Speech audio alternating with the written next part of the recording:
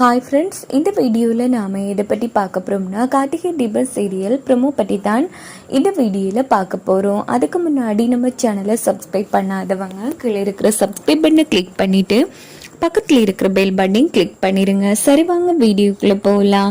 இங்கே பார்த்தோம்னா நம்ம தீபாவும் அபிராமியும் ஒரு கோவிலுக்கு வந்திருக்காங்க. அந்த கோவிலில் நம்ம தீபாவை காப்பாற்றின அந்த சாமியார் நிற்காங்க. என்னம்மா இது, சாமியாரை காணும் அப்படின்னு அபிராமி சொன்னதும் சரி, அந்த இடத்துக்கு சாமியார் வந்துடுறாங்க. என்ன தீபா, என்ன விஷயமா வந்திருக்கு? என் மருமகளுக்கு கல்யாணம் பண்ணுறதுக்கு நாள் குறிக்கலான்னு வந்திருக்கோமா? நீங்கள் தான் ஒரு நல்ல நாளாக பார்த்து குறிச்சு தரணும். அப்போதான் என் மருமகளும் என் மகனும் பெரியாம சந்தோஷமா வாழுவாங்க அப்படின்னு அபிராமி கேட்டது. உடனே அந்த சாமியாரும் வார மாசம் 22ஆம் தேதி நாள் குறிச்சிடலாம், அன்னைக்கு கல்யாணத்தை வச்சுக்கோங்க அப்படின்னது. தீபா ரொம்ப சந்தோஷப்படுறாங்க. ஆமா, கண்டிப்பா எங்க கல்யாணத்துக்கு நீங்களும் எங்களை ஆசீர்வாதம் பண்ணணும் அப்படின்னதோ. அதுக்கு என்ன தீபா, நீ ஆசைப்பட்டு நான் வராம இருப்பேனா என்ன? கண்டிப்பா வந்துடுறேன் அப்படின்னு அந்த சாமியார் சொன்னதும் தீபாவும் அபிராமியும் ரொம்ப சந்தோஷப்பட்டு வீட்டுக்கு வந்துடுறாங்க.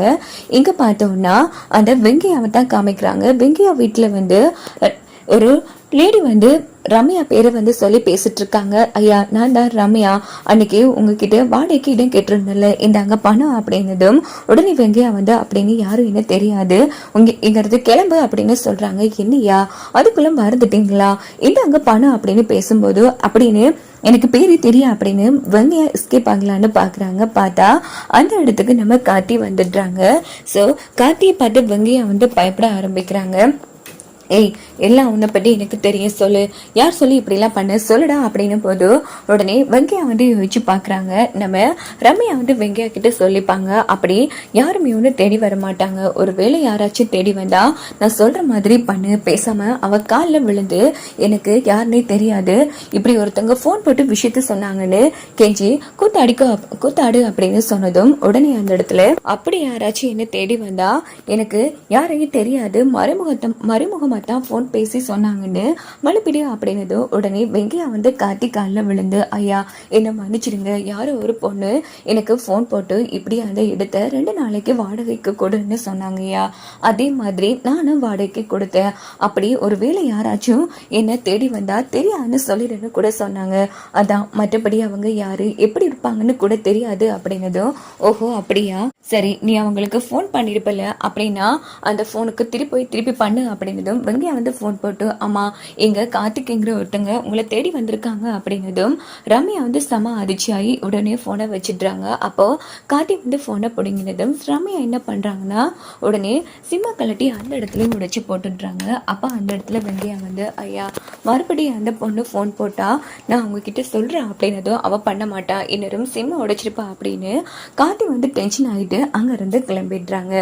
இந்த பக்கம் தீபாவோட வீட்டை தான் காமிக்கிறாங்க. அபிராமி எல்லாருமே கூப்பிடுறாங்க. அப்போ அந்த இடத்துக்கு எல்லாருமே வராங்க. இங்க பாருங்க, எல்லாரும் வாங்க, ஒரு சந்தோஷமான விஷயம் அப்படின்னும் போது ரம்யா காலில் அடிபட்டிருக்கும் இல்லையா, அவங்களும் நொண்டிக்கிட்டே வராங்க. இதை பார்த்து நம்ம மைட்லியும் நம்ம மீனாட்சியும் சரியான முக்கியமான நேரம் பார்த்து வந்துட்டு இருக்கா பாத்தியா அப்படின்னு அவங்க 2 பேரும் செம டென்ஷன் ஆகுறாங்க. இந்த பக்கம் நம்ம அபிராமி எல்லாரும் வந்ததுக்கு அப்புறமா, இங்க பாருங்கப்பா, நான் இன்னைக்கு கோயிலுக்கு போய் நம்ம தீபா உயிரை காப்பாத்தினாங்க இல்லையா அந்த சாமியார், அவங்க கிட்ட போய் கல்யாணத்துக்கு நாள் குறிச்சிட்டு வந்திருக்கேன். கடைசியில அவங்களும் தீபாவோட கல்யாணத்துக்கு தீபாவை ஆசீர்வாதம் பண்றதா சொல்லியிருக்காங்க அப்படின்னதும் ரம்யா செம்மையா அந்த இடத்துல டென்ஷன் ஆகுறாங்க. என்ன இது, அந்த சாமியார் வந்தா அப்ப நம்ம காட்டிய அடைய முடியாதா அப்படின்னு அந்த இடத்துல ரம்யா யோசிக்கிறாங்க. இந்த பக்கம் பார்த்தோம்னா நம்ம அபிராமி எல்லார்கிட்டையும் ஒவ்வொரு வேலையா பொறிச்சு தர போறேன், நீங்க தான் நல்லபடியா பார்த்து பண்ணணும்னு எல்லாருக்கும் பொறுப்பு கொடுத்துட்றாங்க. இந்த பக்கம் பார்த்தோம்னா தர்மலிங்கம் ஜானகி ஃபீல் பண்ணதும் நேரா நம்ம அபிராமி என்ன யோசிச்சு சொன்னது நினைச்சு ஃபீல் பண்றீங்களா, நம்ம தீபாவுக்கு நாள் குறிச்சு கொடுத்தது அந்த தீபா காப்பாத்துங்க அந்த சாமியார் தான், அதனால நீங்க பயப்பட வேண்டிய அவசியமே இல்லை, எந்த பிரச்சனையும் நடக்காம இந்த கல்யாணம் நடக்கும்னு அவங்களே சொல்லியிருக்காங்க அப்படின்னதும் ஜானகி தர்மலிங்கம் ஐயாவை சந்தோஷப்படுறாங்க. இன்னொரு பக்கம் நம்ம ரியா வெயில் எடுத்துடுறாங்க. அப்போ அவங்க லோயர் கிட்ட ஆமா என்ன வெயில் எடுத்தது யாரு அப்படின்னு கேட்டதும் அவங்க யாரு என்ன ஏதுன்னு தெரியாதுமா, அங்கதான் இருக்காங்க, போய் பாருங்க அப்படின்னதோ ரியா போய் பாக்குறாங்க. பார்த்தா அது நம்ம ரம்யா. எதுக்கு எங்க நீ வெயில எடுத்த, உன்னால எனக்கு ஒரு உதவி ஆகணும். இங்க பாரு, வர மாசம் 22ஆம் தேதி தீபாவுக்கும் கார்த்திக்கும் கல்யாணம் நடக்க போகுது. அந்த கல்யாணம் நடக்க கூடாது கார்த்தி, என்னோட கழுத்துல தாலி கட்டணும், அதுக்கு நீ உதவி பண்ணணும் அப்படின்னதும் ரியா அதிர்ச்சி ஆகிறாங்க. ஓஹோ அப்படியா, சரி, இதனால எனக்கு என்ன லாபம் அப்படின்னு கேட்குறாங்க. இது பாரு, நான் இந்த வீட்டுக்கு கடைசி மருமகளா போற சந்தர்ப்பத்துல நீ அந்த வீட்டோட மூத்த மருமகளாகணும். நீ எனக்கு ஹெல்ப் பண்ணினா கண்டிப்பா நான் உனக்கு ஹெல்ப் பண்றேன் அப்படின்னதும் ரியா அப்படின்னா ஓகே, உனக்கும் ஒரு லாபம் கிடைக்கும், எனக்கு ஒரு லாபம் கிடைக்கும். அது மட்டும் கிடையாது, நான் அந்த வீட்டோட மருமகளை ஆகிற கையோட அந்த கார்த்தி தீபா 2 பேரையும் பழி வாங்கணுங்கிற நோக்கத்துல தான் இருந்தேன். இருந்தாலும் கார்த்தியை மன்னிச்சு விடுறேன் உனக்காக. ஆனா அந்த தீபா மீனாட்சி அவங்க 2 பேரையும் பழி வாங்குறதுக்குரிய சரியான சந்தர்ப்பம் தான் இதுங்கிற மாதிரி மீனாட்சி நம்ம ரியா ரம்யா கூட கை கோர்க்குறாங்க. இந்த பக்கம் பார்த்தோம்னா அன்னைக்கு நைட்டு தீபா தூங்கலான்னு இருக்கும்போது யோசிச்சுட்டு இருக்காங்க. என்ன ஆச்சுங்க, தூங்கலையா அப்படின்னு கார்த்தி கேட்குறாங்க. இல்லைங்க, நான் உங்ககிட்ட ஒரு முக்கியமான விஷயம் பேசணும். ஆமாம், இங்கே பாருங்க, இப்போ ஆரம்பத்தில் நான் கல்யாணம் பண்ணுறதுக்கு முதல் உங்கள் வீட்டில் அதுவும் ஒரே ரூமில் உங்கள் கூட தங்கியிருந்தேன் இல்லையா, அந்த டைமில் எனக்கு உங்கள் மேலே அவ்வளோ காதல் இருந்துச்சு. அப்போது கொஞ்சம் காதல் கூடவா உங்களுக்கு என் மேலே வரல அப்படின்னு தீபா கேட்குறாங்க. இல்லைங்க, எனக்கு அப்படி லவ் பண்ணுற ஐடியாவே இல்லை அப்படின்னு கார்த்தி சொன்னது. ஓஹோ அப்படியா, இப்போ தான் நம்ம கல்யாணம் பண்ணாமல் இருக்கோம்ல, இப்போ தானே கல்யாணம் பண்ண போகிறோம், அதனால் நீங்கள் என்ன காதலிக்கிற அளவுக்கு உங்களுக்கு பிடிச்ச மாதிரி நான் நடக்க போகிறேன் அப்படின்னு தீபா சொன்னதும் ஓஹோ அப்படியா, சூப்பருங்க, ஆல் தி பெஸ்ட் அப்படின்னு சொல்லி கார்த்தி விஷ் பண்ணிட்டு அங்கிருந்து போனதும் தீபா வெக்கப்படுறாங்க. அதுக்கப்புறமா மறுநாள் காலையில காமிக்கிறாங்க. இங்க பார்த்தோம்னா நம்ம அபிராமி எல்லாரையும் கூப்பிடுறாங்க. இங்கே பாருங்கப்பா, இப்போதான் நம்ம தீபாவுக்கு புதுசாக கல்யாணம் பண்ணுற ஃபீலாக இருக்குது. அதனால முறைப்படி நம்ம தீபாவை பொண்ணு பார்க்க போக வேண்டாமா, அதனால தீபாவை நம்ம முறைப்படி பொண்ணு பார்த்து பேசி தட்டு மாற்றி நிச்சயம் பண்ணி தான் கல்யாணம் பண்ணி வைக்கணும் அப்படின்னது. என்னமா இது புது கூத்தாக இருக்குது, தீபா நம்ம வீட்டிலே வாழ்ந்துட்டாங்க, இதுக்குள்ளே மறுபடியுமா, என்னப்பா மறுபடியும், எல்லாம் முறைப்படி தானே செய்யணும். அதனால நாங்கள் மாப்பிள்ளை வீட்டுக்காரங்க, மாப்பிள்ளை வீட்டு சார்பா நான் நீ எல்லாரும் இருப்போம், பொண்ணு வீட்டு சார்பா அவங்க அம்மா அப்பா தீபா நம்ம மைத்லி இங்கால ரம்யாலாம் இருக்கட்டும் அப்படின்னது. சூப்பர், இன்னைக்கு பொண்ணு பார்த்துடலாம் அப்படின்னு சொல்லிட்டு நம்ம அபிராமி வீட்டில இருந்து கார்த்தி எல்லாரும் வர மாதிரியும் அந்த வீட்டில் நம்ம தீபா ரெடி ஆகுற மாதிரியும் அந்த இடத்துல தயாராகிட்டு இருக்காங்க. எங்கே பார்த்தோன்னா பொண்ணு அழைச்சிட்டு வாங்க அப்படின்னதும் உடனே ரம்யாவும் மைட்லியும் தீபா ரெடி பண்ணி கீழே அழைச்சிட்டு வராங்க. மாப்பிள்ளை பொண்ணு பார்க்க சொன்னதும் மாப்பிள்ளை பொண்ணை பார்க்குறாங்க. ஹாய் அப்படின்னு சொன்னதும் இந்த பக்கம் நம்ம தீபாவும் வைக்கப்பட்டு ஹலோ அப்படின்னு சொல்கிறாங்க. என்ன பொண்ணு மாப்பிள்ளைக்கு ஒருத்தருக்கு ஒருத்தர் பிடிச்சிருக்கா அப்படின்னு கேட்டதும் எல்லாருமே அந்த இடத்துல சிரிச்சிட்டு இருக்காங்க. அப்போ நம்ம தீபா எனக்கு மாப்பிள்ளை கூட தனியாக பேசணும் அப்படின்னதும் என்ன இது பொண்ணு பாட்டுக்கு தனியாக பேசிட்டு இருக்காங்க, ஆமா என்னவா அப்படின்னு கேட்டதும் அதுவா பொண்ணுக்கு மாப்பிள்ளை கூட தனியே பேசணுமா அப்படின்னு ரம்யா சொல்றாங்க. அதுக்கு என்னப்பா தாராளமா பேசிட்டுவா அப்படின்னதும் கார்த்தி மாடியில போய் வெயிட் பண்ணிட்டு இருக்காங்க. அப்ப நம்ம தீபா போறாங்க. ஏனுங்க உங்களுக்கு என்ன பிடிச்சிருக்கா அப்படின்னு தீபா கேக்குறாங்க. இல்லைங்க, எங்க அம்மாவுக்கு பிடிச்சிருந்தா எனக்கு எல்லாமே ஓகே தான் அப்படின்னதும் அப்போ உங்க அம்மா கிட்டே கேட்கலாம் அப்படின்னு சொல்லிட்டு 2 பேரும் கீழே வராங்க. மாப்பிள்ளைக்கு பொண்ணை பிடிக்கணும்னா மாப்பிள்ளை அம்மாவுக்கு பொண்ணை பிடிச்சிருக்கணுமான்னு சொல்றாரு. என்ன சம்மதி, உங்களுக்கு மாப்பிள்ளைய பொண்ணை பிடிச்சிருக்கா அப்படின்னு கேட்டதும் உடனே நம்ம அபிராமி இப்பா கார்த்தி எனக்கு பொண்ணு ரொம்ப பிடிச்சிருக்குப்பா அப்படின்னா எனக்கும் பொண்ணு ரொம்ப பிடிச்சிருக்குமா அப்படின்னு நம்ம கார்த்தி சும்மா சந்தோஷமா பேசிட்டு இருக்காங்க. எல்லாருமே ரொம்ப ஹாப்பியா இருக்கிறாங்க. அப்புறம் என்ன சம்மதி, நல்லபடியா பொண்ணுக்கும் மாப்பிள்ளைக்கும் ஒருத்தருக்கு ஒருத்தர் பிடிச்சிருச்சு, அதனால இப்போவே எல்லாத்தையும் பேசி முடிச்சிடலாம். இங்க பாருங்க, முக்கியமான விஷயம், இந்த கல்யாணம் முழு செலவும் நான் தான் பண்ணுவேன். என் மருமகளுக்காக எல்லா விஷயத்தையும் நான் பார்த்து பண்ண போறேன். அதனால இன்னைக்கு நிச்சயம் பண்ணி தட்டு மாத்திரலாம் அப்படின்னு சொன்னதும் உடனே தர்மலிங்கம் ஐயாவும் ஜானகி ரொம்ப சந்தோஷப்பட்டு அபிராமி கிட்ட தட்டை மாத்தி கொள்றாங்க. அதுக்கப்புறமா அபிராமி தீபா கார்த்தி 2 பேருக்குமே 2 மோதிரம் வாங்கி வந்திருக்காங்க.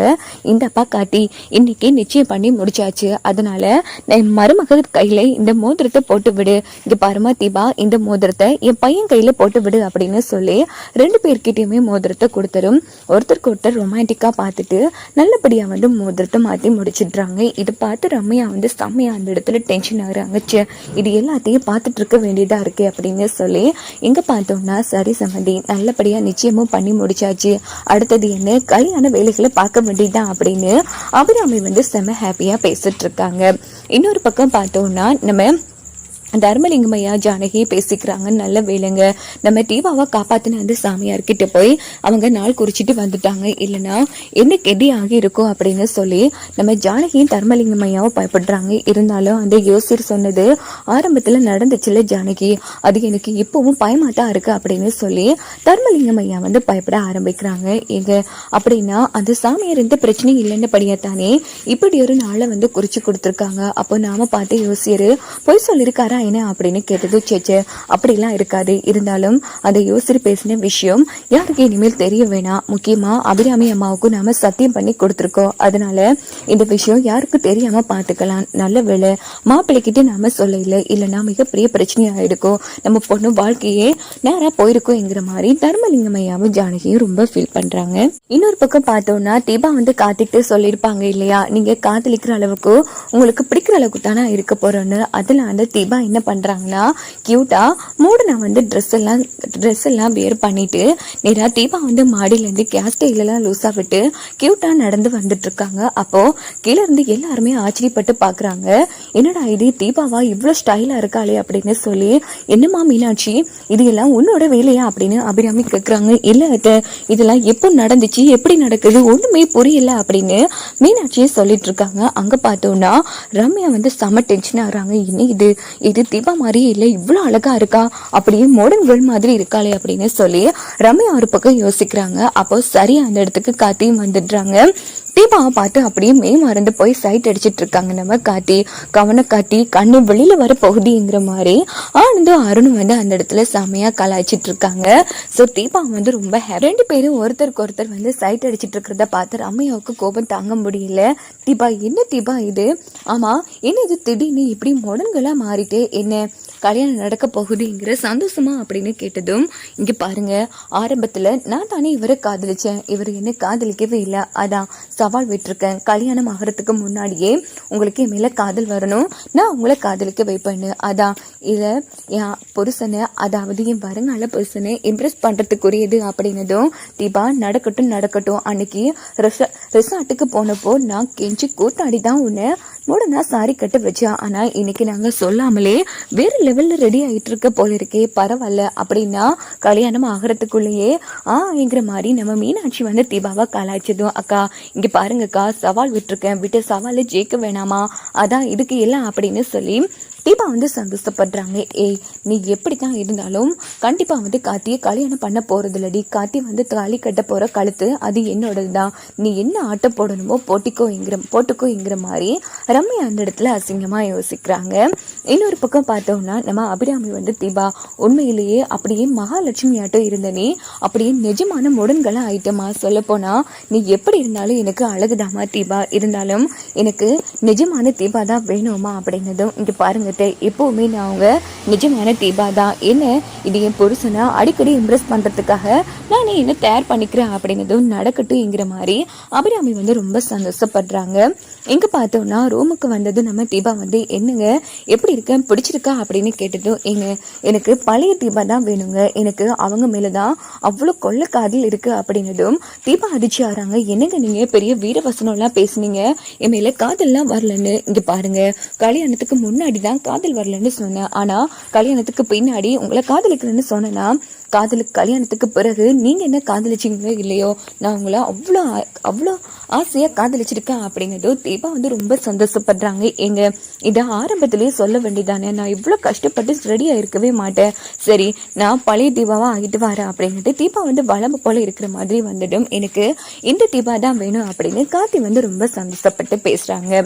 எங்க பார்த்தோம்னா ரம்யாவும் ரியாவும் ஒரு ரெஸ்டாரண்ட்ல வந்து மீட் பண்றாங்க. சரி ரம்யா இப்போ என்ன செய்யறதுதான் உன்னோட திட்டம், இங்க பாரு என்னோட கல்யாணத்துக்கு இடைஞ்சலா இருக்கிறது அந்த தீபா மட்டும்தான். அவளை மட்டும் நான் இல்லாம பண்ணிட்டேன்னா அந்த அபிராமியே கடைசியில என் காலத்துல காட்டியே தாலி கட்ட வைப்பா. இருந்தாலும் தீபாவுக்கு எகென்ஸ்டா நான் என்ன பண்ணாலும் கண்டிப்பா கார்த்திக்கு என் மேலதான் சந்தேகம் வரும். அதனால சந்தேகம் வராத அளவுக்கு ஏதாச்சும் நான் பண்ணியே ஆகணும்.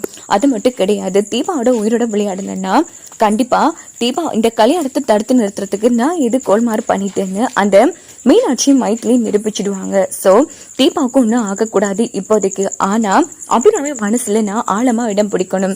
முக்கியமா தீபாவே கார்த்திக்கிட்ட போய் அந்த ரம்யா கழுத்துல தாங்க நீங்க தாலி கட்டணும் அப்படின்னு அவ வாயாலேயே சொல்லணும். அந்த மீற முடிய இன்னொரு பக்கம் அபிராமியும் ரம்யா கழுத்துல தாலி கட்டுப்பா அப்படின்னு சொல்லணும். ஏன்னா தீபாவோட அபிராமியோட வார்த்தையை தான் அந்த கார்த்தி மதிக்கிறான். சோ அபிராமியை வச்சு நான் கார்த்தியை கல்யாணம் பண்ணிக்கணும் அப்படின்னு ரம்யா சொன்னதும் அதுக்கு என்ன, ஃபர்ஸ்ட் அபிராமி மனசுல இடம் பிடிச்சுக்கோ. அந்த இன்னும் மாசம் 22ஆம் தேதி தானே கல்யாணம். அந்த நாள் வாரத்துக்குள்ள தீபா எல்லாரும் மனசுலயும் ஒரு கெட்ட விழா பதிய வச்சுடு. அதுக்கப்புறமா எல்லாரும் தீபாவை வெறுக்கவே ஆரம்பிச்சிடுவாங்க. சோ அதுக்கப்புறமாவே இருந்தா என்ன இல்லைன்னா என்னங்கிற அளவுக்கு நம்ம அவங்கள நம்ப வைக்கணும். அதுக்கப்புறமா ஈஸியா நீ காட்டிய கல்யாணம் பண்ணிக்கலாம் அப்படின்னு ரியா திட்டம் போட்டு கொடுக்குறாங்க. அப்படின்னு பார்த்து அதே ரெஸ்டாரண்ட்டுக்கு நம்ம ராஜா வராங்க. பார்த்தா ரியா கூட ரம்யா பேசிட்டு இருக்காங்க. இதை பார்த்த ராஜா செம அதிர்ச்சியாகி உடனே நம்ம கார்த்திக் போன் அடிக்கிறாங்க. சொல்லுடா என்ன விஷயம் மாப்பிள்ள, இங்க மிகப்பெரிய விஷயம் நடந்துட்டு இருக்கு மாப்பிள்ள, என்னடா சொல்ற? அந்த ரம்யா இருக்கால, ஆமா அவ அந்த ரியா கூட பேசிட்டு இருக்கா. டே ரியா போலீஸ் ஸ்டேஷன், ரியா ஜெயில இருக்காங்கடா. என்ன ஜெயில இருக்காங்களா? கிழிச்சிட்டு போ மாப்பிள்ள, அவ வெளியில வந்துட்டா மாப்பிள்ள, இரு நான் காமிக்கிறேன் அப்படின்னு ரியாவும் ரம்யாவும் பேசிட்டு இருக்கிறத போட்டோ எடுத்து நம்ம கார்த்திக்கு ராஜா அனுப்பி வச்சதும் அதை பார்த்து கார்த்தி செம அதிர்ச்சி ஆறாங்க. அந்த இடத்துல உடனே நம்ம ரம்யாவுக்கு போன் அடிக்கிறாங்க. என்ன இவன் இந்த பார்த்து போன் அடிக்கிறான், இப்போ நான் அவன் கூட பேசிட்டு இருக்கேன்னு ஒருவேளை அந்த கார்த்தி கண்டுபிடிச்சிட்டானோ, அவன் ரொம்ப கிரிமினலான ஆள், ரொம்பவே புத்திசாலி கூட, கண்டிப்பா கண்டுபிடிச்சிருப்பான், அதனாலதான் போன் அடிக்கிறான் போல அப்படின்னதும் உடனே நம்ம ரம்யா போன் போட்டு சொல்லுங்க கார்த்தி என்ன விஷயம்? இல்ல மேடம் இந்த கல்யாண விஷயமா கொஞ்சம் உங்ககிட்ட பேசணும். ஆமா இப்போ எங்க இருக்கீங்க, மீட் பண்ணலாமா அப்படின்னு கேட்டதும் உடனே ரம்யா சேச்சே சந்தேகத்துல கேட்கல, ஏதோ கல்யாண விஷயமா பேசுவான். அப்படியா கார்த்தி, நான் முக்கியமான வேலையா வெளியில வந்திருக்கேன், சரி நான் இன்னும் கொஞ்சம் நேரத்தால வீட்டுக்கு வந்துடுவேன், அப்புறமா பேசிக்கலாம் அப்படின்னதும் கார்த்தியும் சரின்னு சொல்லிட்டு போனை வச்சுட்டுறாங்க. அப்போ ராஜாவுக்கு போன் போட்டு டேய் ஏதோ முக்கியமான வேலையா வெளியில நிக்கிறதுன்னு சொன்னாங்க, ஆனா ரெஸ்டாரண்ட் எதுவுமே சொல்லல அப்படின்னதும் பாத்தியா மாப்பிள்ள, அப்படின்னா இவன் ரியா கூட பேசிட்டு இருக்கானா? ஒருவேளை ரியாவை இவ தான் பெயில் எடுத்திருக்கணும் மாப்பிள்ள, ஏன்னா அவளே ஒரு அனாத, அவளை பெயில் எடுக்கிறதுக்கு அப்படி யாரு மாப்பிள்ள இருக்கா? எனக்கு என்னமோ இந்த ரியாவுக்கும் ரம்யாவுக்கும் ஏதோ கூட்டணி இருக்கும்னு எனக்கு சந்தேகமா இருக்கு அப்படின்னதும் சரி பை, அப்படின்னா அந்த ரியா பெயில் எடுத்தது அந்த ரம்யா தான், ரியா கூட எடுத்து இவங்க கை கொத்திருக்காங்க, ஒன்னும் புரியல அப்படின்னு கார்த்தி செம டென்ஷன் ஆகுறாங்க. இங்க பார்த்தோம்னா ரியா கூட திட்டம் போட்டு முடிச்சதும் ரம்யா நேரா வீட்டுக்கு வராங்க. அப்ப நம்ம கார்த்தி ஆமா ஏதோ முக்கியமான வேலையா வெளியில போயின்னு சொன்னீங்களே, அப்படி என்ன முக்கியமான வேலை அப்படின்னு கார்த்தி கேட்டதும் ரம்யா நடுங்க ஆரம்பிக்கிறாங்க. ஒரு வேலை ரியா வெளியில விஷயம் கார்த்திக்கு தெரிஞ்சிருச்சு போல, அதனாலதான் இவன் இப்படி கேட்டுட்டு இருக்கானு அப்படின்னுட்டு ரம்யா யோசிக்கிறாங்க. சிச்சா அப்படி இருக்க வாய்ப்பில்ல, அதுவா கார்த்தி எனக்கு கம்பெனியால ஒரு கோடி கிட்ட லாஸ் ஆயிடுச்சு, அதை சரி பண்ணலான்னு போனேன், மற்றபடி ஒன்னும் இல்லை அப்படின்னதும் ஓஹோ அப்படியா, அப்படின்னா இது யாரு அப்படின்னு நம்ம ராஜா அனுப்பின போட்டோ காமிக்கிறாங்க. இது பார்த்து நம்ம ரம்யா செம அதிர்ச்சியாறாங்க. கார்த்தி என்ன இது, நானா இது, இங்க பாருங்க நடிக்காதீங்க, நீங்க தான் ரெஸ்டாரண்ட்ல ரியா கூட பேசிட்டு இருக்கீங்க, என் ஃப்ரெண்ட் ராஜா அவங்கள அங்க பாத்திருக்கான், அவன் தான் இதை போட்டோ எடுத்து எனக்கு அனுப்புனா, இதுக்கப்புறம் நீங்க உண்மையை மறைக்க வேண்டிய அவசியம் இல்லை, சொல்லுங்க ரியாவை வெளியில எடுத்தது யாரு அப்படின்னதும் ஐயோ கார்த்தி என்ன மன்னிச்சிருங்க கார்த்தி, ஃபர்ஸ்ட் டைம் உங்ககிட்ட பொய் சொல்ல வேண்டியதா போயிடுச்சு, அதான் நான் உண்மையை மறைச்சிட்டேன், சரி எதுக்காக ரியா கூட ரெஸ்டாரண்ட்ல பேசிட்டு இருந்துட்டு வெளியில இருக்குன்னு என்கிட்ட போய் சொன்னீங்க? இங்க பாருங்க கார்த்தி, ரியா உங்க வீட்டுக்கு எதிரி, அப்படிப்பட்டவ கூட நான் பேசுற விஷயம் உங்களுக்கு தெரிஞ்சா கண்டிப்பா இனிமேல நீங்க கோவப்படுவீங்க, அதனாலதான் உண்மையை மறைச்சிட்டேன், மற்றபடி எந்த காரணமும் கிடையாது. ஆமா ஃபர்ஸ்ட் இவ எப்படி வெளியில வந்தானே தெரியல கார்த்தி, நான் வளம போல ரெஸ்டாரண்ட்டுக்கு போனேனா அங்கதான் இந்த ரியாவை மீட் பண்ணேன், அவ என்கிட்டே சவால் விடுறா, நான் வெளியில வந்ததே அந்த கார்த்தி தீபா வாழ்க்கையை கெடுக்கட்டா, கூடிய சீக்கிரமே அவங்கள நான் பிரிச்சு முடிச்சிட்டு போறேன்னு அவ்வளவு பெரிய கதையெல்லாம் கதைச்சா. அது மட்டும் கிடையாது, ஆனந்த் கிட்ட இருந்து மீனாட்சியை பிரிச்சு அவ மூத்த மருமகளா அந்த வீட்டுக்கு வர போறாளாம். அதான் நான் சொன்னேன், நான் இருக்கும் வரைக்கும் என் தீபா வாழ்க்கையும் சரி அபிராமியம்மா குடும்பத்தையும் சரி நான் கெடுக்க விட மாட்டேன்னு நல்லா சவால் விட்டுட்டு வந்திருக்கேன் கார்த்தி. ஆனா எனக்கு ஒரே ஒரு சந்தேகம், இவளை அப்படி யார் தான் பெயில எடுத்திருப்பா கார்த்தி, அதான் எனக்கு குழப்பமா இருக்கு. அப்படின்னா உங்களுக்கு அந்த ரியாவை தாண்டி யார் ஒரு எதிரி இருக்காங்க அப்படின்னதும் உடனே நம்ம கார்த்தி வந்து அந்த இடத்துல ரம்யா பேச்சு நம்பிடுறாங்க. ஆமா, நீங்க சொல்றது சரிதான், யாரோ மறைமுகமா இருந்து தாக்குறாங்க. ஆனா அது யாரு என்னதுன்னு தான் தெரியல.